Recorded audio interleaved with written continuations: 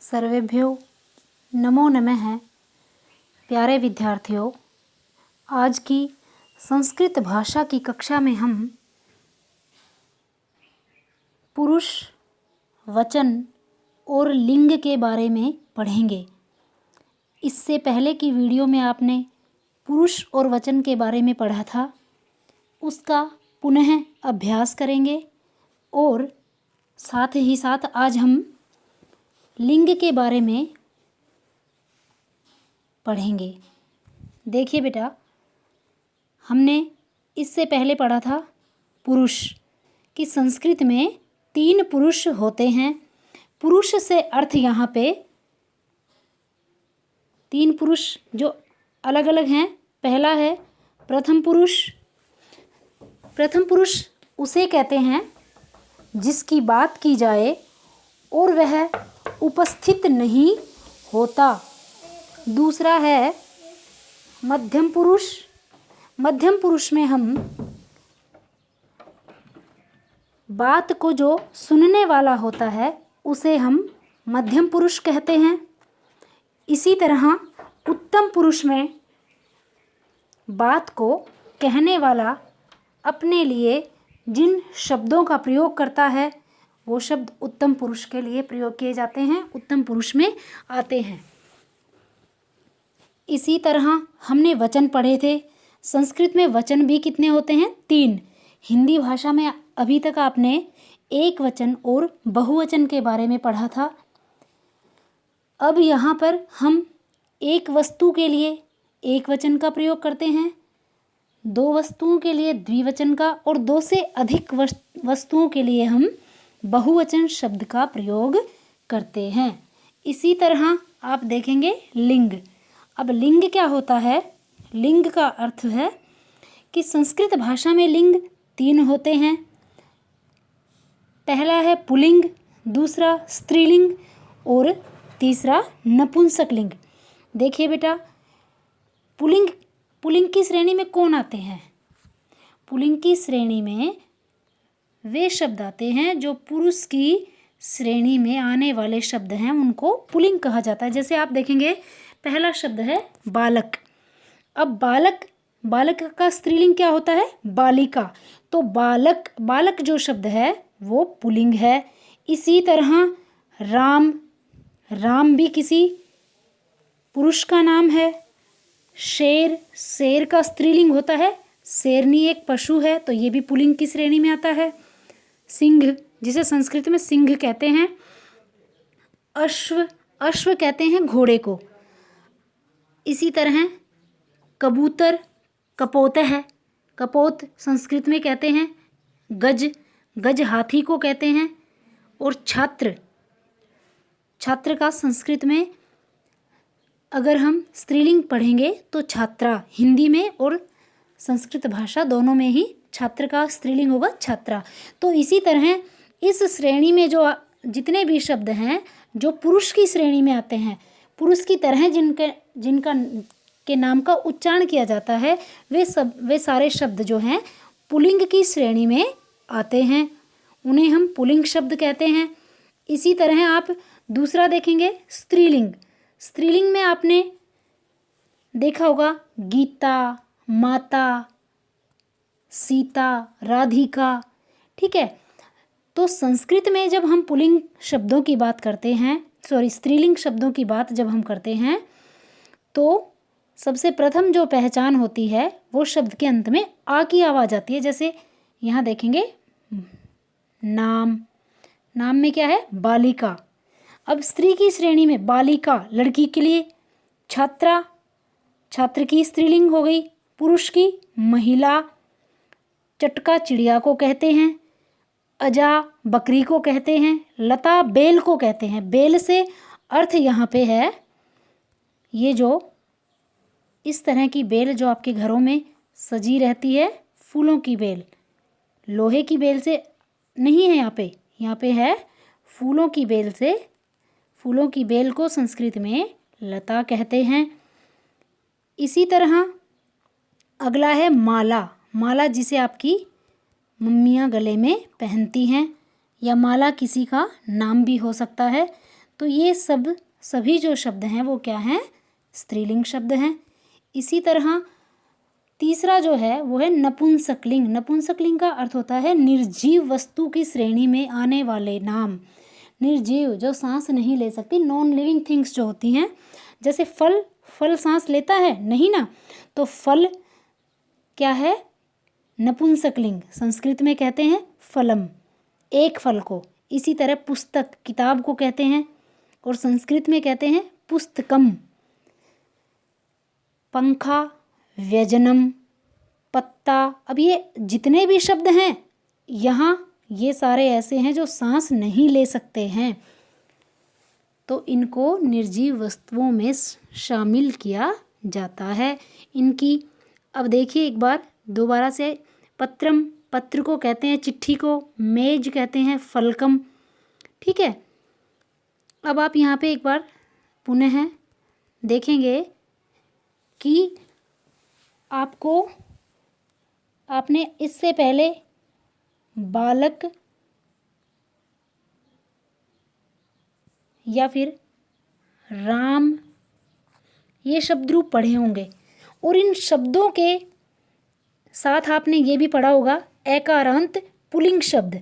अब इनको एकारांत पुल्लिंग शब्द क्यों कहा गया है, देखिए बालक का जब हम वर्ण विन्यास करेंगे तो क और ए, इसी तरह राम के अंतिम अक्षर मैं का जब हम वर्ण विन्यास करेंगे तो म और ए अक्षर निकल कर आता है। अब हम यहाँ देखेंगे क के अंत में ए, म के अंत में ए, इसलिए अकार ए जिनके अंत में है वो सारे शब्द एकारांत पुल्लिंग होते हैं। अब यहाँ आप देखिए फिर से, अब बालक आपने देखा, राम देखा, ठीक है। यहाँ पे आप सिंह, सिंह के अंत में है, और है को अगर हम अलग अलग करेंगे तो ह और ए, तो ये भी क्या है, एकारांत पुल्लिंग शब्द रूप। अश्व, अश्व में व और ए इसके अंत में, ये भी अकारांत पुल्लिंग। इसी तरह हम देखेंगे कपोत, कपोत कहते हैं कबूतर को, कपोत के अंत में भी क्या है, तय को अलग अलग करेंगे तो त और ए, ये ए भी अकारांत। गज, हाथी में ज और ए। तो इस तरीके से जिन शब्दों का वर्ण विन्यास करने के बाद अंतिम अक्षर अ आता है उनको अकारांत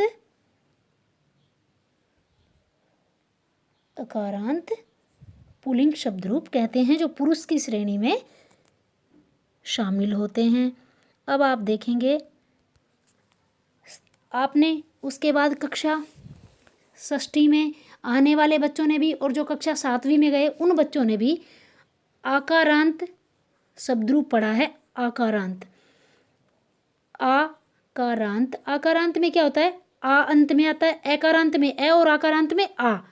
जैसे आपने पढ़ा था लता, तो अंत में आया तय पे आ, ठीक है। इसी तरह आप देखेंगे बालिका, कै में आ, छात्रा, त्र में आ, चटका, कै में आ, अजा, जय आ, लता, तय आ, माला।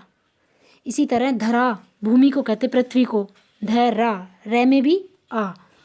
और नपुंसकलिंग जो शब्द होते हैं उनके अंत में मैं हलंत होता है, वो सारे शब्द नपुंसकलिंग होते हैं।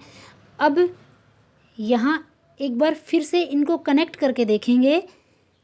देखिए अब यहाँ ये क्या है, ये तो संज्ञा शब्द हैं सारे, भाई नाम वाले शब्दों को संज्ञा शब्द कहते हैं।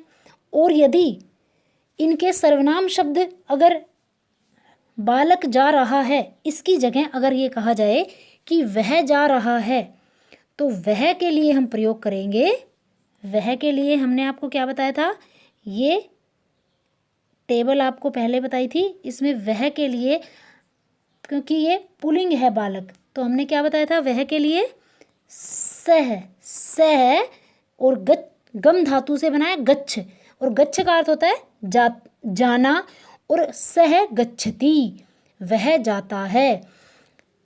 बालक गच्छति से अगर हमें सर्वनाम में प्रयोग करना है तो हम यहाँ से क्या लेंगे, सह गच्छति, क्योंकि एक वचन है बालक, तो यहाँ सह। और अगर आ जाए कि दो बालक जा रहे हैं तो और हमें उसको सर्वनाम में प्रयोग करना है तो हम क्या कहेंगे, तौ, वे दो।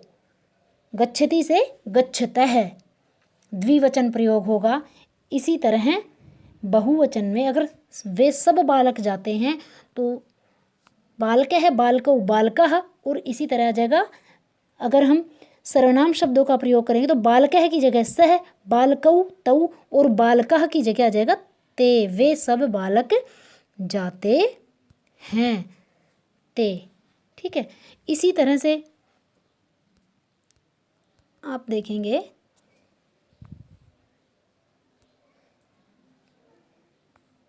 कि ये स्त्रीलिंग शब्द हैं। अब स्त्रीलिंग में आप देखेंगे यहाँ पे आपको अभी बताया था स्त्रीलिंग में आ की आवाज़ आती है अंत में। जैसे हमने कोई भी शब्द लिया यहाँ, छात्रा, बालिका, चटका, अजा, लता, माला, आया सभी में। और अगर आप इनके सर्वनाम शब्दों में चलते हैं तो यहाँ भी देखिए सा, ऐसा, एक तो सा वह, या फिर ऐसा यह। तो सा के अंत में भी क्या आया, आ, और ऐसा के अंत में भी क्या आया, आ। और चटका, माला, अजा, इनके अंत में भी आ। तो आप देखेंगे कि जो स्त्रीलिंग शब्द है उनके अंत में आ शब्द, आ अक्षर आता है। ठीक है, इसी तरह से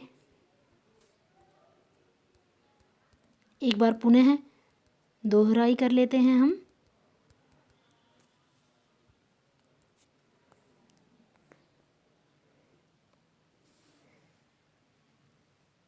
मध्यम पुरुष वो होता है जो बात को सुनने वाला है।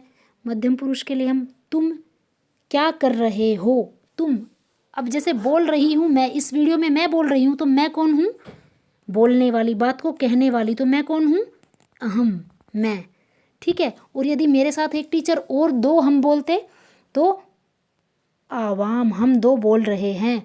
और अगर दो से ज़्यादा यहाँ टीचर बोल रहे होते, इस वीडियो में आपको आवाज़ आती, तो हम खुद के लिए प्रयोग करते वयम सर्वे, हम सब।